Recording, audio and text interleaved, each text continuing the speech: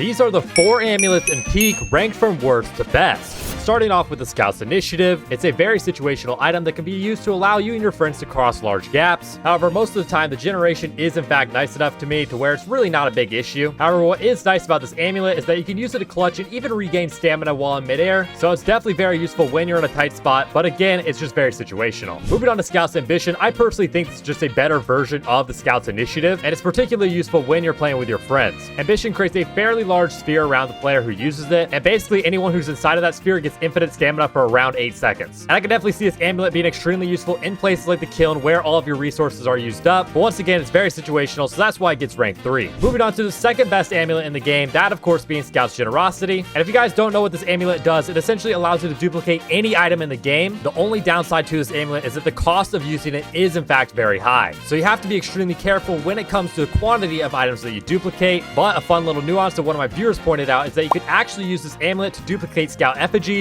so you could theoretically use it infinitely if you have a teammate revive you over and over. So if you do have Scout effigies on hand, then I think this amulet goes up to rank 1, but because you need another item to make this strategy work, that's why it's getting the number 2 spot. And finally, moving on to the best amulet in peak, that of course being Scout's Tenacity. This item can be used to basically ward off all negative effects in the game outside of hunger and curse, and at the same time it acts like a reusable fortified milk, allowing you to clutch multiple times in a single run. And generally, I think its use case can be very versatile, so that's why it gets the rank 1 spot.